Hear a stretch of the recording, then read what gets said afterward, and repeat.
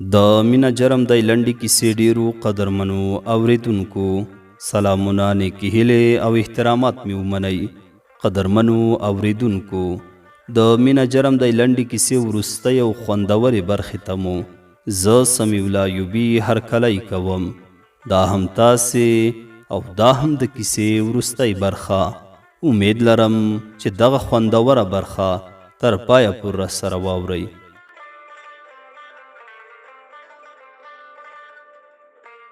پیغله په دې ورځ بیا بلی ته وخته او نیغې چوکیو ته وکتل چې ګوري په دې وخت کې هغه زړه بوډۍ پرې راغله.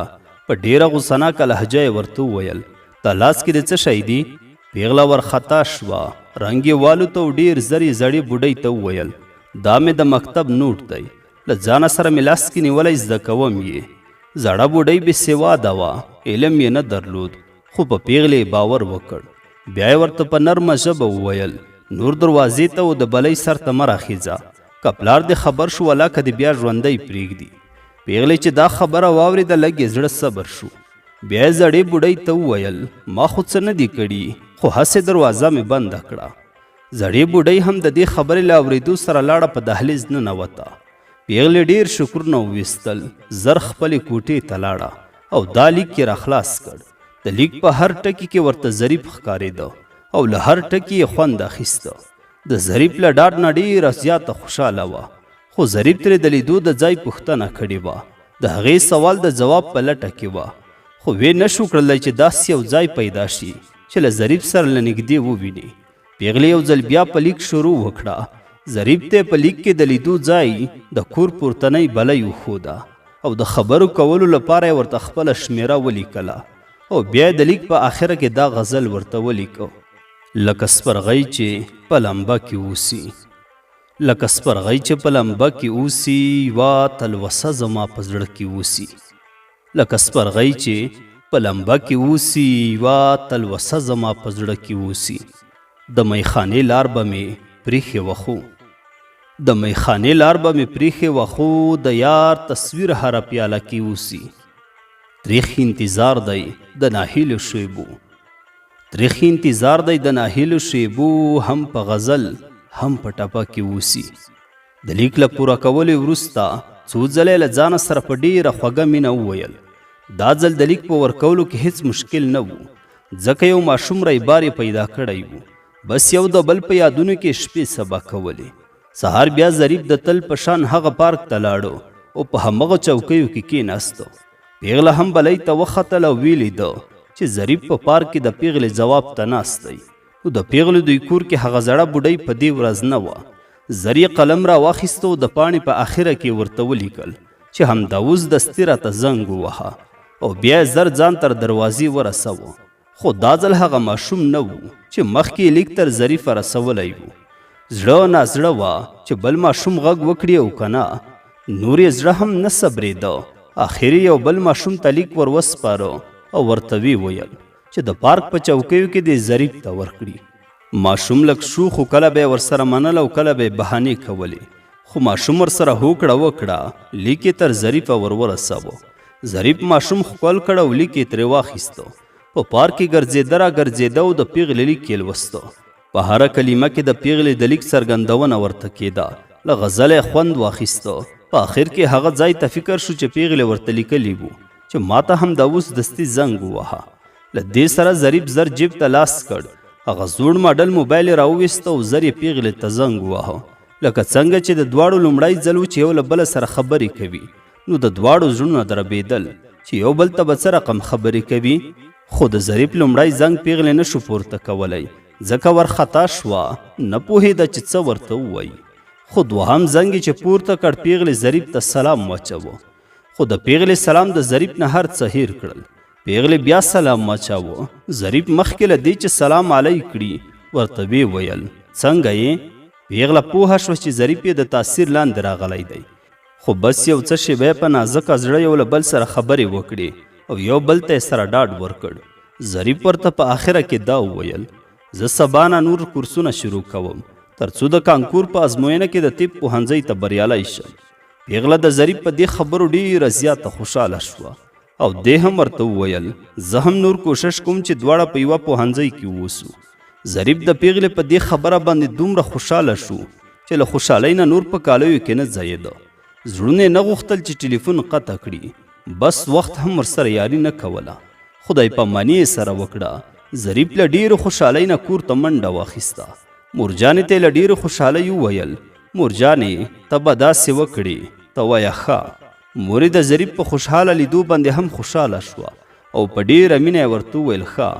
ظریف له ښه سره سم ورته شروع وکړه لالا ته به مې ووایې چې ما ته پیسې راکړي، سبا ته ځم کورسونو کې داخله کوم، زه باید ډېر درس ووایم، 4 میاشتې بعد مې کانکور دی چې طب ته کامیاب شم. د ظریف دا خبرې په مور ډېرې خوږې ولګېدې او په خندا کې راپاڅېده او ظریف یې په تندي باندې ښکل کړ او ورته ویې ویل شابه زویا دغسې کوشش وکړه، ته دې درس ووایه، ستا لپاره پیسې په ځمکه وي او که په اسمان لالا به دې درته پیدا کوي. ظریف د مور په دې خبرو خوشحاله شو او خپلې خونې ته لاړو. درسي کتابونه یې په مینه مینه راټول کړل او په دې شپه یې ځان ته د درس ویلو لپاره په ډېره مینه مهالویش جوړ کړ.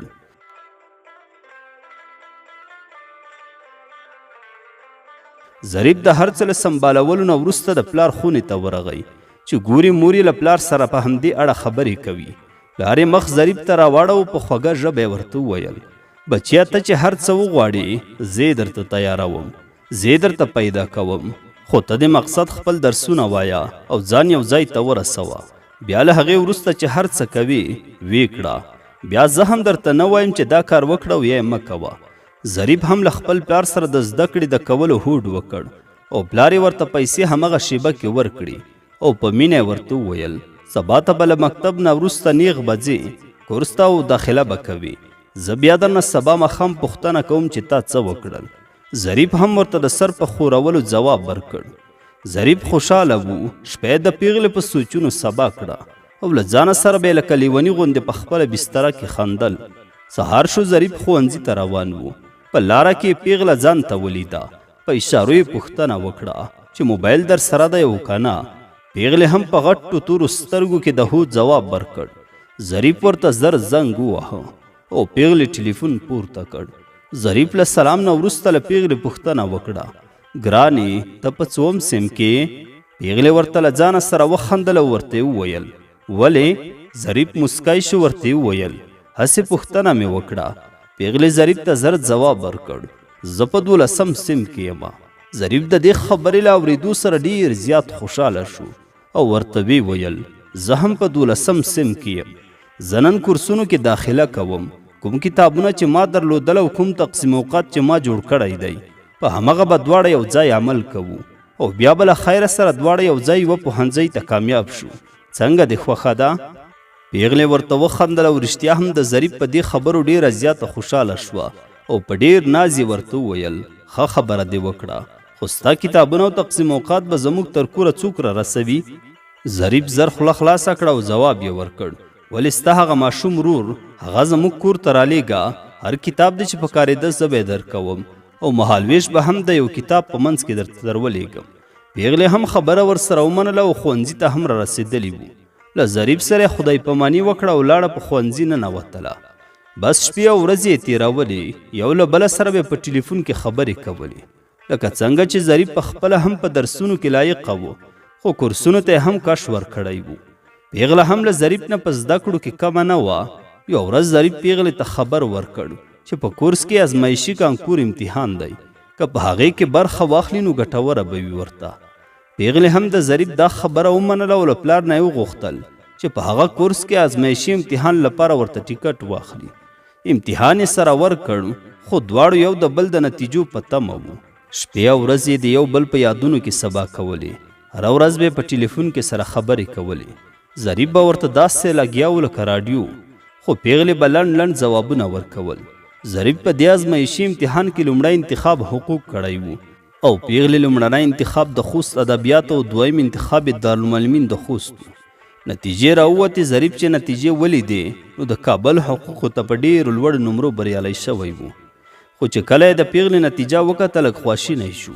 پیغله خپله لومړنۍ پوهنځۍ ته نه وه راغلې خو دوهم انتخاب ته بریالی شوې وه. ظریف په دې خپه و چې ولې لومړی پوهنځي ته نه و بریالی شوی.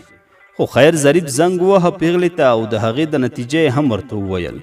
خپل یې هم ورته وویل. پیغلې ته یو څه نصیحت هم وکړ چې درس ووایي او دواړه د طب په پوهنځي کې سره یو ځای ووسي. لنډه دا چې وختونه تیر شول، دوی د کانکور امتحان هم ورکړ.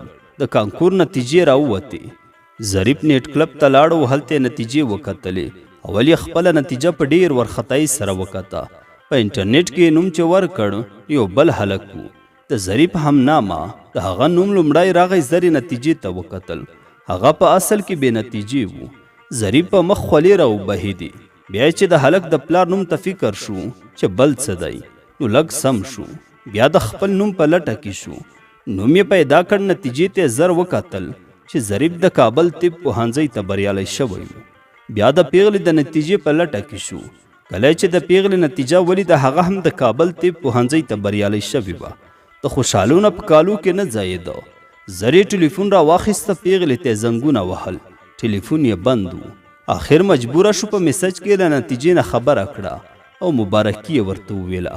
پیغلې چې کله خپل موبایل وکوت نو ډېره زیاته خوشحاله شوه او ظریف ته یې دستي زنګ ووهه او له هغه نه یې د هغه د نتیجې احوال واخیسته.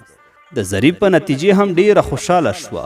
خوشحاله ول چې یو له بله سره به هره ورځ پوهنتون کې دیدنونه کوي او یو له بله سره به د زړه رازونه شریکوي. خو وختونه هم داسې تېرېدل. داسې ورځ راغله چې دوی باید پوهنتون ته لاړ شي، پوهنتون کې داخله وکړي، خپل صنفونه وپېژني او د پوهنتون په ساحه کې سره بلد شي. په دې ورځ ظریف او پیغله دواړه لاړل پوهنتون ته. ظریف له داخلي نه ډېر د پیغلې د لیدو ارماني و، خو چې کله یې پیغله ولیدل خپل پلار سر راغلی وه. فکر یې خراب شو، له ځان سره وبونګېده. همداسې په غوسه کې لاړ. خپل کارونه یې خلاص کړل. دا ورځې یو بل سره ونه لیدل. پوهنتون شروع شو، درسونه شروع شول. ظریف او پیغله به په یو سیم کې سره برابر وو. دواړه سره خوشحاله وو. یو بل یې له نږدې سره لیدل او په سترګو کې سره خبرې کولې.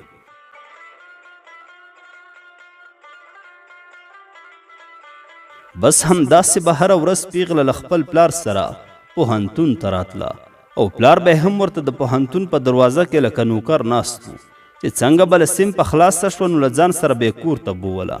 د دوی په منځ کې د پیغلې پلار بل غماز و چې نیشو کولی یو له بله سره یوه شیبه ودرېږي او د زړه رازونه سره شریک کړي. بس همداسې به وختونه تېرېدل.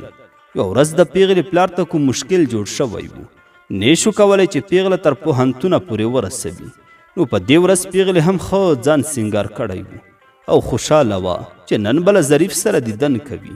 پلار یې ورته موټر په کرایه ونیوه او موټروان ته وظیفه ورکړه چې ټوله ورځ به د پیغلې دوی د پوهنتون مخه کې ناست وي. چې کله پیغله رخصت شوه نو بیا به یې موټروان تر کوره رسوي. موټروان هم ورسره ومنله. په دې ورځ په شنه سهار یې ظریف ته میسج وکړ چې نن یوازې پوهنتون ته درځم، نو ما او تا به نن سره وګورو. ظریف هم د دې میسج په لیدو سره خوشحاله شو او ځان یې تیار کړ چې پوهنتون ته لاړ شي. خو له دې خوا په ظریف باندې پوهنتون ته د لارې بندېدو له وجې ناوخته شوه. چې کله ورسېده نو ټول محصلین په سیم کې وو.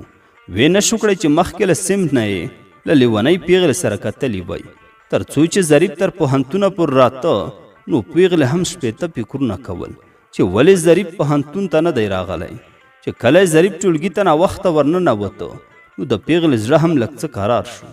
نو یو د بل دیدن لپاره به دواړو شیبې شمېرلې. خو یو ساعت لکه میاشت پرې تېرېده. په دې وخت کې د پیغلې پلار خپل کار وخت خلاص کړی و او ځان یې خپله د پوهنتون مخې ته د پیغلې تر کوره رسولو لپاره راورسوه. ټیکسي والا رخصت کړ. انتظار یې د پیغلې رخصتېدو ته ویسته. دوی چې کله له ټولګي نه رخصت شول نو ظریف او پیغلې خپلو کې سره نوي یو ځای شول. له یې ستړي مشي نه وه خلاصه شوې چې پلار یې پیغله له لرې د ظریف سره ولیده. له ډېر غصې سره یې تندی څو ګونځې شو او په ډک زړه پوهنتون ته ورننوته او ځوان ته اخطار ورکړ. پیغله له لاسه ونیوله او کور ته یې بوتله. بس همدې رقم ته وختونه سره تېرېدل. بله لاره دوی ته د دیدن نه شوه پاتې. مجبوره و چې یو له بله سره د پوهنتون په دهلیز کې دیدنونه وکړي او یو له بل سره د زړه رازونه شریک کړي. دوی به هم همداسې کول چې کله به له ټولګي نه وخته رخصت شول او یا به کوم ساعت خالی و نو یو له بله سره به یې کیسې کولې. خو په همدې رقم ته 4 کاله سره تیر شول. هم پیغله او هم ظریف به ډیر کوشش کاوه. ځانونه به د پوهنتون په درسونو کې له خټو ویستل. ظریف د طب پوهنځي 5م کال ته نوی رسېدلی و چې یوه ورځ یې پلار ته بیا پیغله وریاده کړه او ورنه ویې غوښتل چې د پیغلې له پلار سره د دوی په رښتې خبرې وکړي. پلار هم ورسره ومنله او یو ځل بیا یې د پیغلې له پلار سره خبرې وکړي او د پیغلې پلار ته د ظریف په اړه یو څه معلومات ورکړل. خو لنډه دا چې د پیغلې پلار د ظریف او د پیغلې په دې رشته خوښ و. پیغله د ظریف په نامه کړه. څو شپې وتلې نه وې چې د دوی کوزده هم وشوه. بس واده ته تر هغه وخته پورې انتظار کاوه چې هم پیغله او هم ظریف له پوهنتونه خلاص شي. ظریف او پیغله په دې رشته دومره خوشحاله وو چې یوه ثانیه هم یو له بله جدایي نه شوه تېرولی. ظریف د پوهنتون له 6م صنف نه تازه خلاص شوی و چې پلار یې ظریف ته د کاروبار هم ویلی و چې د خپل واده لپاره چې راتلونکی کال کې به کیږي یو څه تیار کړي. ظریف د پوهنتون ترڅنګ نیمه ورځ له یوې موسسې سره کار شروع کړ او نیمه ورځ به پوهنتون کې په زده کړو اخته و. خو خلاصه آخر کال یې و امتحانونه یې سره تازه خلاص شوي وو. د ظریف پلار ظریف نه د واده د کولو نیټه وپوښتله. هغه سره یې مشوره وکړه. ظریف لا واده ته سم تیار نه و. پلار ته یې وویل تر څو یو څه شیبه ورته صبر وکړي چې لږ پیسې را برابرې کړي. ظریف د ورځې لخوا په شفاخانه کې کار کوو او د شپې لخوا یې موسسه کې تر څو د واده مصارف برابر کړي او زر تر زره سره واده وکړي. لا 4 میاشتې وتلې نه وې. ظریف خپل پلار ته د واده مصارف په لاس کې ورکړل او ورنه یې وغوښتل چې واده ورته وکړي. خو د ظریف پلار هم ورغی او د پیغلې له پلار سره د واده نیټه او د واده د مصارفو په اړه خبرې وکړي. د واده میاشت وه. د ظریف دوی کور کې به هره شپه ډنګو ډونګو ډله ډله میلمانه به تلل او راتلل. لنډه دا چې واده ورځ راورسېده او ښه درز او دروز یې واده وکړ. او ظریف لکه څنګه چې د پلار یو زوی و نو له پلار سره د میلمنو پالنه هم کوله. په خپل واده کې ځان ښه ډیر په نڅا او څه په کارونو ستړی کړ او دواړو له خوشحالیو ډک ژوند پیل کړ.